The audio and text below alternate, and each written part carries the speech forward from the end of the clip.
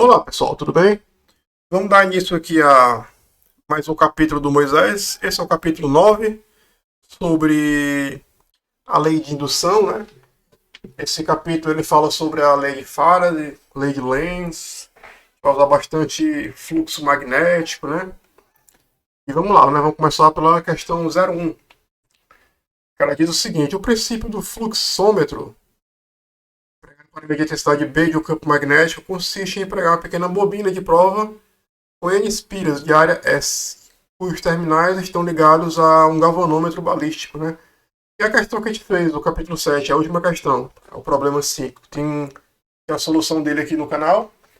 É uma questão bem interessante do Moisés, acho que é uma das mais, não diria difíceis, mas tem que usar vários conceitos, tem inércia, tal, bem interessante essa questão do galvanômetro. Aí, continuando aqui, a bobina cuja resistência R é colocada com um plano das espiras perpendicular ao campo magnético que se deseja medir, do qual é removida subitamente. Isso gera um pulso de corrente e o galvanômetro balístico mede a carga Q associada a este pulso, né? Calcule o valor B em função de N, S, R e Q. Então, basicamente é o seguinte, pessoal. Tem lá uma espira, né? Pode ser um círculo, por exemplo. Imagina que isso aqui seja uma espira, certo? Aí eu vou jogar um campo magnético aqui, perpendicular a essa espira. Aí quando eu jogar um campo magnético, o que é que vai acontecer? Vai ocorrer uma mudança de fluxo magnético, né? Antes não tinha campo, aí por um breve momento vai aparecer esse campo, e depois vai sumir esse campo, então vai haver um fluxo, e o mais importante, vai haver uma variação de fluxo magnético. E o que acontece quando tem uma variação de fluxo magnético? Pela lei de Faraday, aparece uma DDP induzida, né? Uma força eletromotriz induzida. E como tem resistência, né, nessa bobina tem resistência, vai aparecer também uma corrente induzida, certo? Se vai ter uma corrente induzida, então vai passar carga. Cargas vão se movimentar por essa bobina, né? Então vamos lá.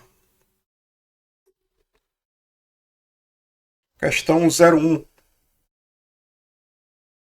Assinou aí, ok? Então é o seguinte. Tem lá a bobina parada, né?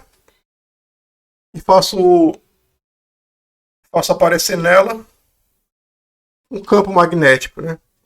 É como se está lá a bobina parada, eu jogo o campo magnético bem rápido. Pá, pá. Coloquei, tirei bem rápido, né? Que gerou um fluxo pela bobina. Então, pela lei de Faraday,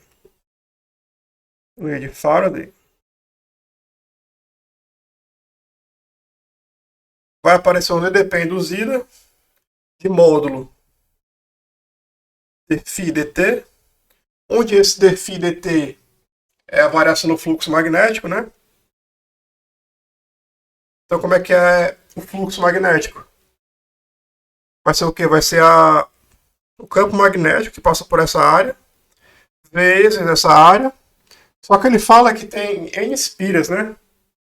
Ou seja, é como se fosse, em vez de só um círculo, várias voltinhas aqui dentro, tá?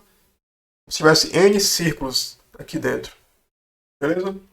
Então essa aqui é a expressão da lei de Faraday. N é constante. A área é constante. A gente vai considerar que a bobina não se mexe, ela está lá. A gente vai mudar só o campo magnético. O campo magnético aparece e desaparece bem rápido. Então o que é que a gente pode concluir? Que essa força eletromotriz que vai aparecer, ela vai ser proporcional a dB/dt, né? Que é a variação no campo magnético. Tá? Então pronto, então vai aparecer uma DDP aqui, uma DDP induzida nessa espira. Se tem DDP e essa espira tem uma resistência, então vai ser percorrida uma corrente, certo? E como a gente sabe, é igual a RI. Agora eu substituo aqui. Eu sei que essa corrente vai ser a DDP que foi induzida ali sobre a resistência, né? Então, aliás, deixa eu escrever dessa forma aqui. Vou deixar essa forma do jeito que está aqui. O E é N, S, dB, dt igual a R vezes I. Só que quem é I? Quem é a corrente? é a variação da carga pelo tempo, certo? A gente pode fazer aqui um crime matemático, né? Se algum matemático ver isso que eu vou fazer aqui, ele vai certamente se ofender. Mas é como se isso aqui fosse dB é igual sobre ns. Onde ficou feio. Então, dq. Tá? Então, essa variação momentânea de campo magnético, ela, aqui, ó, essa variação de campo magnético, ela gerou uma variação de carga, certo? Esse aparece some de campo magnético, fez aparecer uma carga na espira, a carga começou a se mover na espira, tá? Então, se eu integrar ambos os lados, o que é que vai aparecer?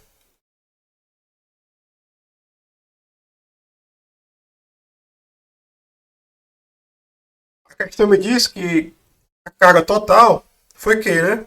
Isso aqui é constante, vai sair da integral. O campo magnético que aparece ali, essa parte aqui que é constante, vezes a carga que foi medida, né? É possível medir a carga que passou pela bobina. Então a gente pode dizer que o campo magnético é simplesmente isso aqui. RQ dividido por NS, tá? Então essa é uma questãozinha bem bacana do Moisés. Tá, a primeira questão. E é isso aí, valeu.